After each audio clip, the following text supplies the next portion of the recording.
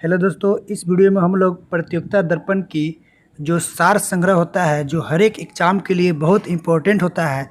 जितने भी एग्ज़ाम होते हैं दोस्तों, उसमें अधिकांश सवाल इसी प्रतियोगिता दर्पण के सार संग्रह से ही लगभग आता है। दोस्तों, इसमें हम लोग 2020 से 2021 तक की साल भर के जितने भी क्वेश्चन दिए गए हैं, उन सारे क्वेश्चनों को हम लोग देखेंगे। दोस्तों, यह आपके एग्ज़ाम के व्यू से बहुत इम्पोर्टेंट हो जाता है। दोस्तों, तो अगर आप चैनल पे नए हैं तो चैनल को लाइक एंड सब्सक्राइब कर लीजिएगा।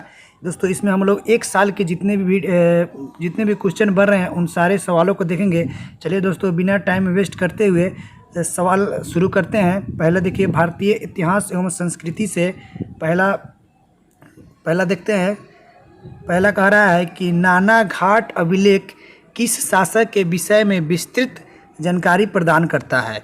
दोस्तों, तो यह सातकर्णी प्रथम के विषय में जानकारी प्राप्त करता है। दूसरा सवाल कर रहा है, गुरिल्ला युद्ध प्रणाली के संबंध में शिवाजी का अग्रगामी माना जाता है। दोस्तों, तो यह माना जाता है मलिक अंबर को। तीसरा सवाल कहता है, 6ठी शताब्दी ईसा पूर्व का मत्स्य महाजनपद स्थित था। दोस्तों, तो यह राजस्थान में स्थित था। उसके बाद दोस्तों आते हैं अगले सवाल पे। अगला सवाल कह रहा है कि किस समाज सुधारक ने 1826 के ज्यूरी अधिनियम का घोर विरोध किया। दोस्तों, तो यह विरोध किया था राजा राम मोहन राय ने। आगे आते हैं नेक्स्ट सवाल पे। नेक्स्ट सवाल कर रहा है, किसने ईस्ट इंडिया कंपनी के बारे में यह टिप्पणी की कि कंपनी एक असंगति है, परंतु यह उस व्यवस्था का भाग है जहां सब कुछ ही असंगत है। जीबी मेकाले ने किया था। दोस्तों, नेक्स्ट सवाल कर रहा है कि ऋग्वेद में कई परिच्छेदों में प्रयुक्त अघन्य शब्द संदर्भित है। दोस्तों, तो यह गाय के लिए संदर्भित है। आगे आते हैं अगले सवाल पे। अगला सवाल कर रहा है कि किस शैलकृत गुफा में 11 सिरों के बोधिसत्व का अंकन मिलता है। दोस्तों, तो यह मिलता है आपको कन्हेरी गुफा में। आगे आते हैं 8वें नंबर सवाल पे। 8वां सवाल कर रहा है कि फ्रांसिस्को पैलसट ने किसके शासनकाल में भारत की यात्रा की थी। दोस्तों, तो यह की थी जहांगीर के शासनकाल में। आगे आते हैं 9वें नंबर सवाल पे। 9वां नंबर सवाल कर रहा है, दिल्ली सल्तनत के किस शासक ने अपने आप को खलीफा घोषित कर दिया था। दोस्तों, तो मुबारक खिलजी ने घोषित किया था। 10 नंबर सवाल कर रहा है कि यूनाइटेड इंडियन पैट्रियोटिक एसोसिएशन की स्थापना की थी। दोस्तों, तो यह की थी सैयद अहमद खान ने। आगे आते हैं दोस्तों अगले सवाल पे। अगला सवाल कह रहा है, देखिए अगला सवाल है आपको दोस्तों, एक मिनट देखते हैं, 10-11। अगला दोस्तों कह रहा है राष्ट्रीय स्वतंत्रता आंदोलन से संबंधित है। इसको देख लेते हैं दोस्तों। 16 अगस्त 1946 को प्रत्यक्ष कार्यवाही दिवस मनाया गया। दोस्तों, यह मनाया गया मुस्लिम लीग के द्वारा। 12वां सवाल कर रहा है कि चौरी चौरा घटना कब हुई थी। दोस्तों, तो यह 5 फरवरी 1922 को हुई थी। आगे आते हैं 13वें सवाल पे। 13वां सवाल दोस्तों कह रहा है, गोपाल कृष्ण गोखले ने किस वर्ष भारत सेवक मंडल यानी कि सर्वेंट्स ऑफ इंडिया सोसाइटी की स्थापना की थी। दोस्तों, यह 1905 में की थी। आगे आते हैं 14वें नंबर सवाल पे। 14वां नंबर सवाल है, किस केस के समस्त संसार में चर्चा हुई और अभियुक्तों के समर्थन में Albert Einstein, H.G. Wells, Harold Laski तथा रूजवेल्ट ने सहानुभूतिपूर्ण टिप्पणियाँ की। दोस्तों, तो यह कि मेरठ षड्यंत्र मुकदमा, जो आपका ऑप्शन नंबर जो आपको दिया गया है। आगे आता है 15वें सवाल पे। 15वां सवाल दोस्तों कर रहा है, किस वर्ष बंगाल के मिदनापुर जिले में जातीय सरकार की स्थापना हुई थी। दोस्तों, तो यह हुई थी आपको 1942 में। आगे आते हैं दोस्तों आपको 16वें सवाल पे। 16वां सवाल कर रहा है कि मुस्लिम लीग एवं भारतीय राष्ट्रीय कांग्रेस के बीच राजनीतिक गतिरोध को दूर करने के लिए CR फार्मूला किसने बनाया था। दोस्तों, तो यह बनाया गया था राजगोपालाचारी ने। आगे आते हैं दोस्तों 17वां सवाल। 17वां सवाल कर रहा है कि 15 अगस्त 1947 में भारतीय राष्ट्रीय कांग्रेस का अध्यक्ष था। दोस्तों, तो आचार्य JB कृपलानी। आगे आते हैं दोस्तों अगले सवाल पे। अगला सवाल कह रहा है दोस्तों,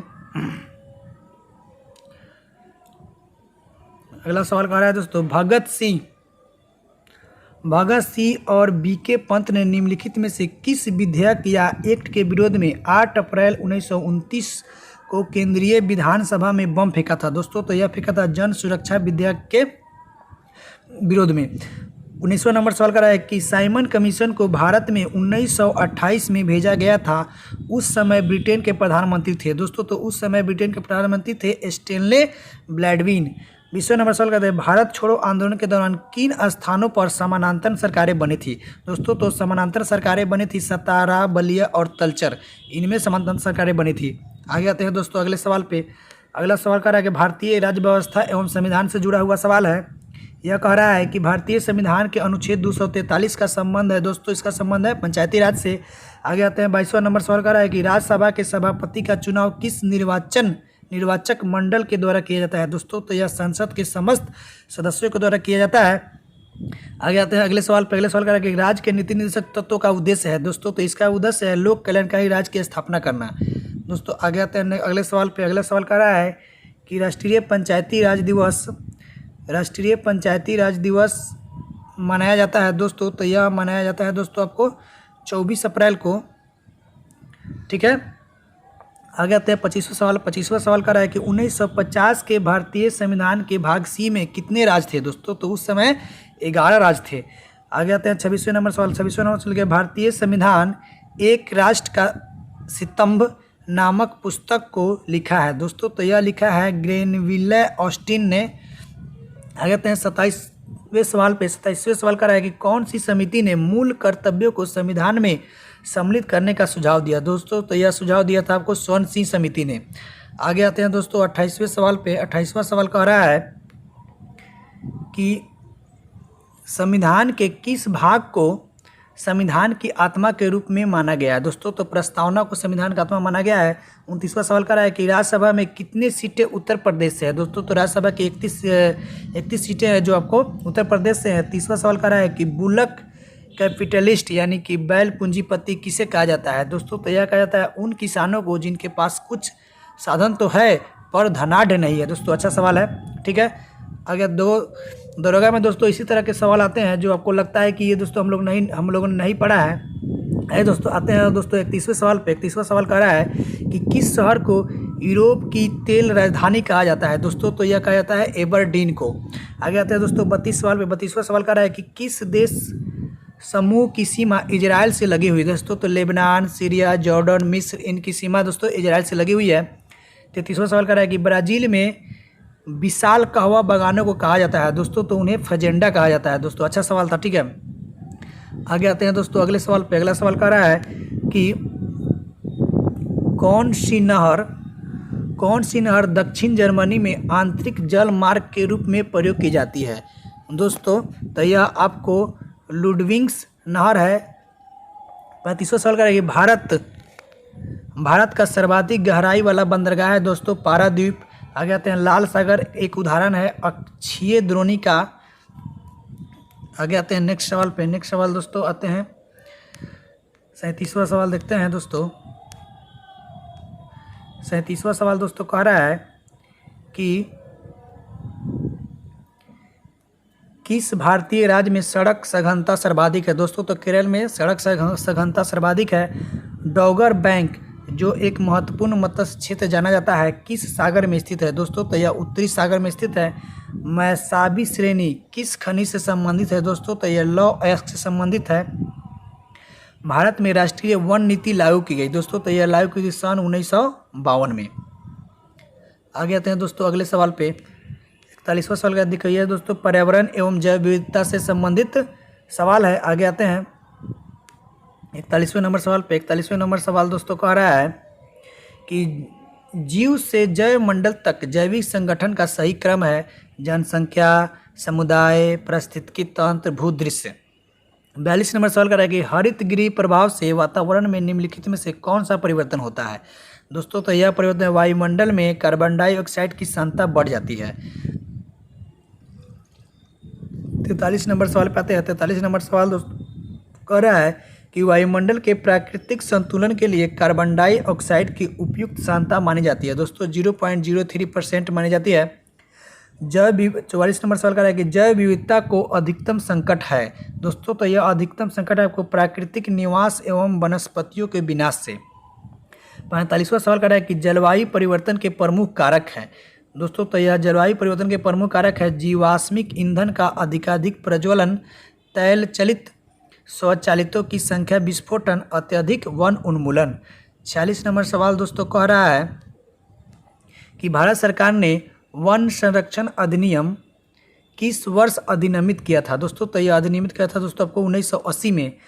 47वां सवाल का था कि वायुमंडल की लंबवत संरचना में सबसे निचली सतह कौन सी होती है दोस्तों? तो यह होती है आपको ट्रोपोस्फियर, ठीक है।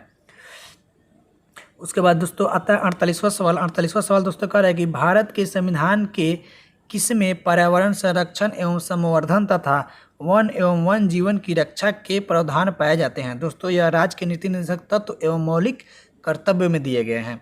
39वां सवाल दोस्तों कह रहा है कि कॉर्बेट नेशनल पार्क में बाघों की सुरक्षा हेतु स्पेशल टाइगर प्रोटेक्शन फोर्स यानी कि STPF का गठन किया गया दोस्तों? तो यह गठन किया आपको 2013 में। 50वां सवाल का है कि मौसम की दशाएं वायुमंडल की किस परत में बदलती है दोस्तों? तो यह आपको बदलती है क्षोभ मंडल यानी कि ट्रोपोस्फियर में। आगे आते हैं दोस्तों, ये देखिए दोस्तों, आगे भारतीय अर्थव्यवस्था से संबंधित जो सवाल बन रहे हैं उनको देखते हैं। पहला सवाल का है कि सार्वजनिक वितरण प्रणाली यानी कि PDS पब्लिक डिस्ट्रीब्यूशन सिस्टम का मतलब आवर्ती आधार पर उचित मूल्य दुकानों के नेटवर्क के माध्यम से बड़ी संख्या में लोगों को आवश्यक वस्तुओं का वितरण करना है। PDS में मिलने वाली वस्तुएं हैं चावल, गेहूं, दाल, केरोसिन, इन सभी जो वस्तुएं हैं वो PDS सिस्टम में मिलती है। आगे आते हैं 52वें सवाल पे। 52वां सवाल कह रहा है कि मुद्रा का अवमूल्यन भुगतान घाटे के संतुलन को सही कर सकता है क्योंकि यह विदेशी मुद्रा में निर्यात को कम करता है। आगे आते हैं दोस्तों, और घरेलू मुद्रा में आयात की कीमत बढ़ाता है। आगे आते हैं दोस्तों 53 नंबर सवाल पे। 53 नंबर सवाल दोस्तों कह रहा है कि नाबार्ड में भारत सरकार का हिस्सा है दोस्तों 100%। आगे आते हैं दोस्तों 54 नंबर सवाल पे। 54 नंबर सवाल दोस्तों कह रहा है कि भारत में खाद्य सुरक्षा और मानक अधिनियम कब पारित हुआ दोस्तों? तो यह पारित हुआ आपको भारत में खाद्य सुरक्षा और मानक अधिनियम दोस्तों 2006 में पारित हुआ था, लेकिन 2011 में लागू हुआ। आगे आते हैं दोस्तों 55 नंबर सवाल पे। 55 नंबर सवाल देख लेते हैं। 55 नंबर सवाल दोस्तों कह रहा है कि रिजर्व ट्रेंच स्थिति यानी कि RTP एक शब्द है जिसका प्रयोग किसके संदर्भ में किया जाता है दोस्तों? तो इसका प्रयोग अंतर्राष्ट्रीय मौद्रिक कोष यानी किसी सदस्य के कोटा और IMF की मुद्रा के होल्डिंग के बीच अंतर एक देश की रिजर्व ट्रेंच स्थिति यानी कि RTP है। 56 नंबर सवाल कर रहा है दोस्तों, भारत के कुल बाहरी ऋण में अधिकतम हिस्सा किसका है दोस्तों? तो यह दीर्घावधि उधार का है। 57 नंबर सवाल दोस्तों कह रहा है कि भारत के कुल विदेशी ऋण में अधिकतम हिस्सा निम्नलिखित मुद्रा में से किसमें है दोस्तों? तो US डॉलर में है। आगे आते हैं दोस्तों 58 नंबर सवाल पे। 58 नंबर सवाल दोस्तों कह रहा है कि कौन से सूचकांक मानव विकास सूचकांक की गणना में सम्मिलित किए जाते हैं दोस्तों? तो जीवन प्रत्याशा, शिक्षा, प्रति व्यक्ति आय, इन सब को दोस्तों मानव विकास सूचकांक में किया जाता है। आगे आते हैं 59 नंबर सवाल। 59 नंबर सवाल दोस्तों का भारत में अप्रत्यक्ष कर का सबसे ऊंचा प्राधिकरण कौन सा है दोस्तों? तो इसका है ऊंचा प्राधिकरण दोस्तों CBS यानी कि central board of excise and customs, जिसको हम लोग हिंदी में कहते हैं केंद्रीय उत्पादन और सीमा शुल्क बोर्ड। 60 नंबर सवाल दोस्तों कह रहा है कि विदेशी प्रत्यक्ष निवेश यानी कि FDI और विदेशी संस्थागत निवेश दोस्तों यानी कि FII किस मामले में अलग है दोस्तों? तो यह अलग है। FDI पूंजी, प्रौद्योगिकी और प्रबंधन लाता है, जबकि FFI केवल पूंजी लाता है। आगे आते हैं दोस्तों अगले सवाल पे। अगले सवाल दोस्तों सामान्य विज्ञान एवं तकनीकी से किससे संबंधित है, इसको दोस्तों एक बार देख लेते हैं। कहेंगे यदि माता पिता दोनों का रक्त समूह AB पॉजिटिव है तो उनके बच्चों में रक्त समूह हो सकते हैं। तो दोस्तों बच्चों में संभावना होगी दोस्तों AB पॉजिटिव, A पॉजिटिव या B पॉजिटिव। अगला दोस्तों सवाल कर रहा है कि लोहे में जंग लगने से बचाने के लिए जिंक की परत चढ़ाई जाती है, इस प्रक्रिया को कहते हैं दोस्तों? तो इस प्रक्रिया को दोस्तों गैल्वेनीकरण कहते हैं। अगला सवाल कर रहा है कि दोस्तों प्रकाश वर्ष किस भौतिक राशि की इकाई है दोस्तों? तो प्रकाश वर्ष दोस्तों दूरी की भौतिक इकाई है। आगे आते हैं दोस्तों अगला सवाल पे। अगला सवाल कर रहा है कि सोलर सेल सोलर सेल सौर ऊर्जा को किस ऊर्जा के रूप में परिवर्तित करता है? दोस्तों आप लोग जानते हैं कि सोलर सेल सौर ऊर्जा को विद्युत ऊर्जा में बदलता है। आगे आते हैं दोस्तों 65 नंबर सवाल पे। 65 नंबर सवाल करता है, कह रहा है कि रक्त में पाए जाने वाले कणिकाएं जिनका संबंध रोग प्रतिरोधक क्षमता से है। दोस्तों तो इनका संबंध दोस्तों श्वेत रक्त कणिकाएं से है। 66 नंबर सवाल दोस्तों कह रहा है कि वाहनों में पीछे का ट्रैफिक देखने के लिए किस प्रकार का दर्पण प्रयोग में लाया जाता है? दोस्तों तो इसके लिए उत्तल दर्पण प्रयोग में लाया जाता है। 67 नंबर सवाल दोस्तों कह रहा है कि एक लुढ़कती हुई गेंद कुछ दूर जाकर रुक जाती है, यह क्यों रुक जाती है? घर्षण बलों के कारण दोस्तों वह रुक जाती है। आगे आते हैं दोस्तों अगले सवाल पे। अगले सवाल दोस्तों कह रहा है कि टीकाकरण किसने शुरू किया? दोस्तों तो यह शुरू किया था दोस्तों एडवर्ड जेनर ने। आगे आते हैं दोस्तों अगले सवाल पे। अगले सवाल दोस्तों कह रहा है कि प्याज के लाल रंग होने का कारण है। दोस्तों तो प्याज के लाल रंग होने का कारण दोस्तों है एंथोसाइनिन की उपस्थिति। अगला नंबर 70 नंबर सवाल दोस्तों कह रहा है कि एनीमोमीटर से मापी जाती है। दोस्तों तो एनीमोमीटर दोस्तों वायु की गति को मापा जाता है। आगे आते हैं दोस्तों अगला टॉपिक। अगला टॉपिक दोस्तों आपका है शिक्षा एवं बाल मनोविज्ञान से। एक बार दोस्तों इसको भी देख लेते हैं। दोस्तों पहला सवाल कह रहा है कि 71 नंबर, बच्चों का विद्यालय में असफल होना निर्दिष्ट करता है कि विद्यालय इन बच्चों की आवश्यकताओं और रुचियों की पूर्ति करने में समर्थ नहीं है। 72 नंबर सवाल दोस्तों कह रहा है कि समूह में एक दूसरे को पढ़ाने और सहायता करने से बच्चे स्वयं की चिंतन प्रक्रिया पर आक्षेप कर सकते हैं और संज्ञानात्मक क्रियाकलाप के उच्च स्तर पर पहुंच सकते हैं। आगे आते हैं दोस्तों अगले सवाल पे। अगले सवाल दोस्तों कह रहा है 73 नंबर, बच्चों के समाजीकरण में विद्यालय द्वितीयक कारक है। आगे आते हैं दोस्तों 74 नंबर सवाल पे। 74 नंबर सवाल दोस्तों 74 देखते हैं। 74 नंबर सवाल दोस्तों देख लेते हैं। 74 नंबर सवाल दोस्तों कह रहा है कि किस मनोवैज्ञानिक ने प्रस्तावित किया है कि बच्चों का चिंतन गुणात्मक रूप से वयस्कों की अपेक्षा अलग होता है? दोस्तों तो यह कहा था आपको जीन पियाजे ने। दोस्तों यह सीटेट वगैरह जो तैयारी करते हैं उनके लिए अच्छा सवाल था। 75 नंबर सवाल दोस्तों कह रहा है कि मध्य बाल्य अवस्था की अवधि का मुख्य प्रमाण चिन्ह है। दोस्तों तो इसका मुख्य प्रमाण चिन्ह है तर्क संगत विचारों का विकास, जो कि प्राकृतिक रूप से मूर्त है। 76 नंबर दोस्तों सवाल कर रहा है कि कक्षा में प्रभावशाली अधिगम के लिए वातावरण की रचना करनी चाहिए बजाय वातावरण के सहयोगिक एवं प्रतिस्पर्धिक। इस तरह के दोस्तों प्रभावशाली अधिगम अपनाने के लिए वातावरण की रचना करनी चाहिए। आगे आते हैं दोस्तों 77 नंबर सवाल। 77 नंबर सवाल दोस्तों कर रहा है कि देखिए जीन पियाजे के सिद्धांत से संबंधित है। जीन पियाजे के अनुसार बच्चे अमूर्त संक्रियात्मक अवस्था में परिकल्पित निगमनात्मक तर्क और प्रतिज्ञप्ति चिंतन करने में समर्थ है।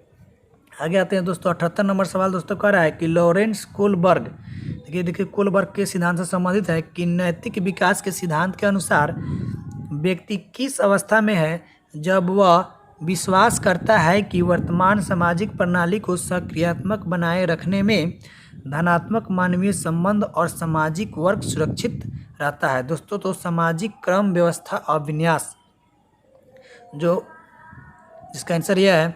78 नंबर सवाल दोस्तों कर रहे हैं। दोस्तों दरोगा में आप लोग देखे थे किस तरह के सामाजिक विज्ञान अलग अलग तरह से दोस्तों बहुत ऐसे सवाल आए थे जिसको हम लोग नहीं जान रहे थे, जो दोस्तों यह प्रतियोगिता दर्पण पढ़ने से आपको दोस्तों वो सारे क्लियर होंगे। तो आते हैं अगले 79 नंबर सवाल। 79 नंबर सवाल कर रहे हैं, बाल अवस्था की अवधि में विकास धीमी गति से होता है एवं उसे मापा नहीं जा सकता है। 80 नंबर सवाल दोस्तों कह रहा है कि निकटस्थ विकास का क्षेत्र क्या है? बच्चों के वर्तमान स्तर पर स्वतंत्र प्रदर्शन और वयस्क व अधिक कौशल वाले समकक्षियों की सहायता से बच्चों द्वारा उपार्जित किए जाने वाले प्रदर्शन के मध्य का क्षेत्र है। आगे आते हैं दोस्तों 81 नंबर सवाल दोस्तों संप्रेषण एवं संचार से संबंधित है। आगे आते हैं दोस्तों देख लेते हैं। 81 नंबर दोस्तों सवाल कह रहा है कि एनकोडिंग चैनल एवं डिकोडिंग किस सिद्धांत के बुनियादी घटक है? दोस्तों तो यह संचार सिद्धांत के हैं। आगे आते हैं दोस्तों 82 नंबर सवाल दोस्तों कह रहा है कि संचार सी प्रक्रिया में कौन सा चरण सबसे पहले आता है? दोस्तों तो कूट लेखन की जो प्रक्रिया है दोस्तों यह सबसे पहले आता है। 83 नंबर सवाल दोस्तों कह रहा है कि वह कौन सा कौशल है जो अंतःक्रिया एवं संप्रेषण को सुगम बनाता है। दोस्तों तो सामाजिक जो कौशल है दोस्तों, इस क्रिया को दोस्तों सुगम बनाता है। आगे आते हैं दोस्तों, 84 नंबर सवाल दोस्तों कह रहा है कि किस समूह या संगठन में संप्रेषण के प्रमुख प्रकार हैं। दोस्तों तो सदस्यों के व्यवहार को नियंत्रित करना, भावनाओं को संयोगात्मक अभिव्यक्ति का अवसर प्रदान करना, अभिप्रेरणा को बढ़ावा देना, निर्णय लेने को सहज बनाना, ये सारे दोस्तों संप्रेषण के प्रमुख कार्य हैं। 85 नंबर सवाल दोस्तों कह रहा है कि ज़्यादा वैयक्तिक होना किस प्रकार का संप्रेषण माध्यम है। दोस्तों तो यह नकारात्मक संप्रेषण माध्यम है। 86 नंबर सवाल दोस्तों कह रहा है कि जनप्रवाद संप्रेषण की विशेषता है। दोस्तों तो समूह सदस्यों की सामाजिक आवश्यकताओं को संतुष्ट करने का उद्यत, किसी भी दिशा में जाने की छूट, शामिल लोगों को स्वहितों को पूरा करने के लिए व्यापक रूप से प्रयुक्त। आगे आते हैं दोस्तों 87 नंबर सवाल पे। 87 नंबर दोस्तों सवाल कर रहा है कि प्रशासनिक व्यवहार के अंतर्गत निर्देशन जारी रखना किस प्रकार का संप्रेषण है। दोस्तों तो अधोगामी संप्रेषण है। आगे आते हैं दोस्तों 88 नंबर सवाल दोस्तों कह रहा है कि जटिल समस्याओं की स्थिति में समूह निष्पादन उच्चतर होता है। दोस्तों तो समस्या उन्मुख नेटवर्क में होता है। आगे आते हैं दोस्तों 89 नंबर सवाल दोस्तों कह रहा है कि कालिक संप्रेषण का अध्ययन जाना जाता है। दोस्तों तो यह जाना जाता है आपको क्रोनोमिक्स के रूप में। 90 नंबर सवाल दोस्तों कह रहा है कि संचार की वह स्थिति जिसमें मनुष्य एकाकी खुद से बात करता है कहलाता है। दोस्तों यह कहलाता है अंतःवैयक्तिक संचार। आगे आते हैं दोस्तों 91 नंबर सवाल पे। 91 नंबर सवाल दोस्तों कह रहा है कि ये दोस्तों यह खेल कूद से दोस्तों यह संबंधित है। आगे आते हैं दोस्तों, देखते हैं कह रहा है कि इलेक्ट्रा गोल्ड कप किस खेल से संबंधित है। दोस्तों तो यह संबंधित है आपको टेबल टेनिस से।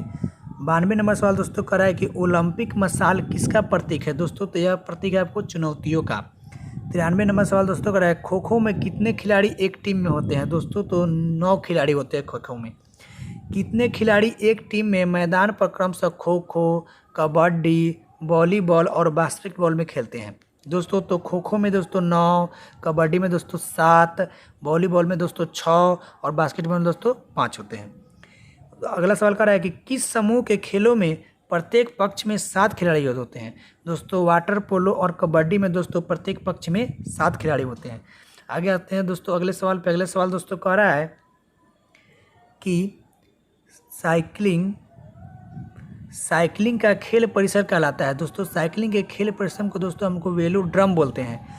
आगे नंबर 97 नंबर सवाल दोस्तों कह रहा है कि निशानेबाजी और तीरंदाजी का खेल परिसर किस नाम से जाना जाता है। दोस्तों तो यह जाना जाता है आपको रेंज के नाम से। 98 नंबर सवाल दोस्तों कह रहा है कि घुड़सवारी का खेल परिसर किस नाम से जाना जाता है। दोस्तों तो घुड़सवारी के खेल परिसर को दोस्तों एरिना कहते हैं। 99 नंबर सवाल दोस्तों कह रहा है कि स्केटिंग खेल जाने वाले स्थान को कहा जाता है। दोस्तों तो स्केटिंग को दोस्तों हम लोग रिंक बोलते हैं। दोस्तों 100 नंबर सवाल दोस्तों कह रहा है किस खेल का खेल परिसर दोस्तों डायमंड कहलाता है। दोस्तों तो डायमंड का जो परिसर है दोस्तों यह बेसबॉल का है। दोस्तों इस तरह से दोस्तों आपका 100 जीके कंप्लीट हुआ। आगे आते हैं दोस्तों 101 नंबर सवाल दोस्तों कह रहा है कि यह कृषि से संबंधित सवाल है। कह रहा है कि धान के लिए सर्वोत्तम जैविक खाद है एजोला पिनाटा। आगे आते हैं दोस्तों 102 नंबर सवाल दोस्तों कह रहा है मधुमक्खी के लिए कौन सा कीटनाशक हानि रहित है। दोस्तों तो यह हानि रहित है आपको एंडोसल्फान। आगे आते हैं दोस्तों 103 पे। 103 दोस्तों कह रहा है साइकोसिल है एक वृद्धि अवरोधक है। 104 नंबर सवाल दोस्तों कह रहा है कि सब्जी के लिए काम आने वाले पौधे के अध्ययन को कहते हैं। दोस्तों तो इसको कहते हैं ओलेरी कल्चर।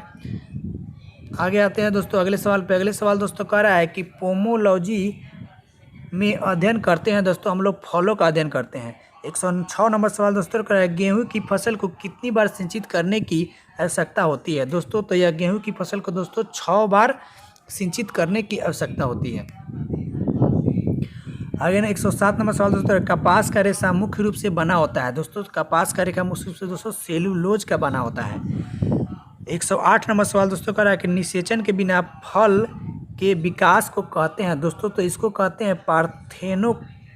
पार्थेनोकाप कहते हैं दोस्तों। राष्ट्रीय चावल अनुसंधान संस्थान दोस्तों आपको कटक में स्थित है। आगे आते हैं दोस्तों अगले सवाल पे। अगले सवाल दोस्तों कह रहा है कि भारतीय कृषि शोध संस्थान अवस्थित है दोस्तों, तो यह आपको दोस्तों नई दिल्ली में स्थित है। आगे आते हैं दोस्तों कंप्यूटर ज्ञान से संबंधित सवालों को देख लेते हैं दोस्तों। कंप्यूटर से भी सवाल दोस्तों एक दो सवाल आ जाते हैं। देखते हैं पहला सवाल कंप्यूटर का कह रहा है कि विंडोज ऑपरेटिंग सिस्टम में जब आप एक फाइल या फोल्डर को डिलीट करते हैं तो वह चला जाता है दोस्तों, तो वह चला जाता है आपको रिसाइकल बिन में चला जाता है। आगे आते हैं दोस्तों अगले सवाल पे। अगले सवाल दोस्तों कह रहा है कि MPEG का पूरा रूप है। MPEG का दोस्तों पूरा रूप है moving picture expert group. 113 number सवाल दोस्तों कह रहा है कि सी प्रोग्राम को किसकी सहायता से मशीन कोड में परिवर्तित किया जाता है दोस्तों, तो यह परिवर्तित किया जाएगा कंपाइलर के द्वारा। आगे आते हैं दोस्तों 114 नंबर सवाल। 114 नंबर सवाल दोस्तों टेबल के कॉलम को कहा जाता है दोस्तों, तो इसे कहा जाता है एट्रीब्यूट कहा जाता है दोस्तों। इस तरह से दोस्तों 114 सवाल ख़त्म हुए। उसके बाद दोस्तों 115 सवाल दोस्तों कह रहा है। 115 नंबर सवाल को दोस्तों देख लेते हैं। 115 नंबर सवाल दोस्तों कह रहा है कि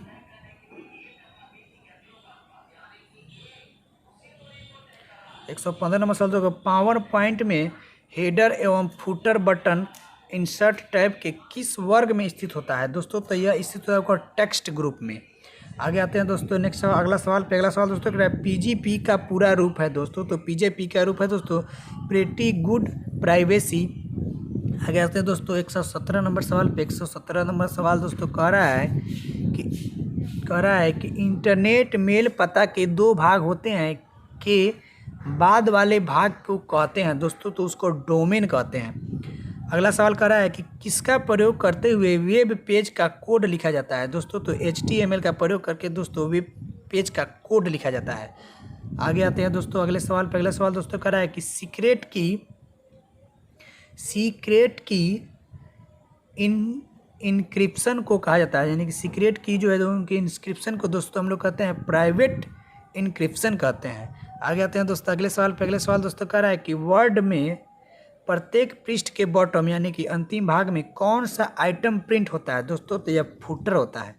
आगे आते हैं दोस्तों अगले सवाल पे। अगले सवाल दोस्तों कह रहा है अगले सवाल दोस्तों 121 जो आपको विविध से संबंधित है, ये दोस्तों आपका एग्जाम और व्यू से बहुत इंपॉर्टेंट हो जाता है, और ये दोस्तों प्रतियोगिता दर्पण का तो सार संग्रह का बात छोड़ दीजिए।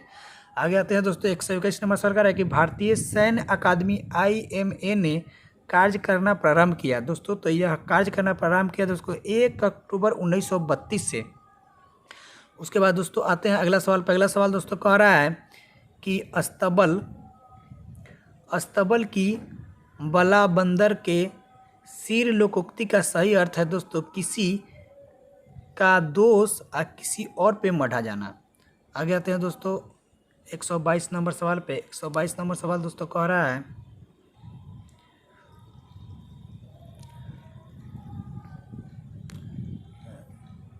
कहाँ गया 122, चलिए 122 पे 123 नंबर सवाल दोस्तों कह रहा है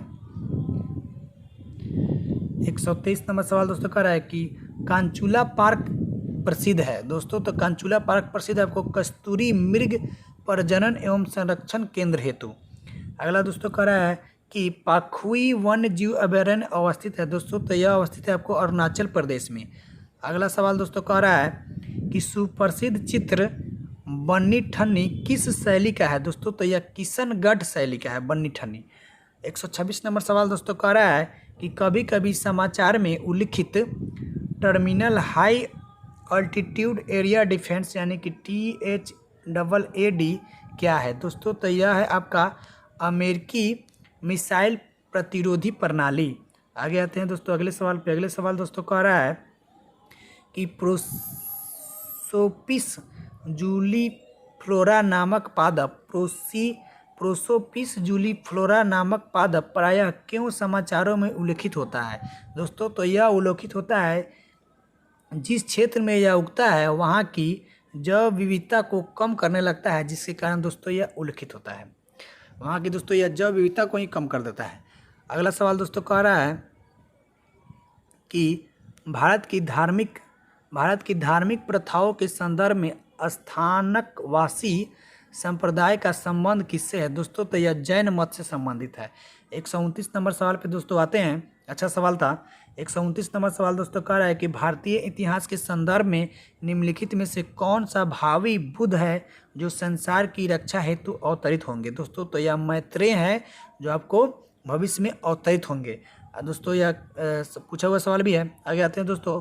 अगला सवाल दोस्तों 130 नंबर सवाल दोस्तों कह रहा है कि अंतर्राष्ट्रीय श्रम संगठन के 138 एवं 182 अभिसमय किससे संबंधित है? दोस्तों तो यह बाल श्रम से संबंधित है।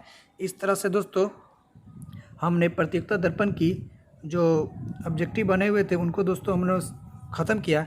दोस्तों इस तरह से दोस्तों अगर आप चैनल पे दोस्तों आप नए हैं तो चैनल को दोस्तों लाइक सब्सक्राइब एंड कमेंट करना नहीं भूलिएगा। दोस्तों अगर वीडियो आपको अच्छा लग रहा है दोस्तों तो कमेंट करना नहीं भूलिएगा। थैंक यू दोस्तों, धन्यवाद, जय हिंद दोस्तों।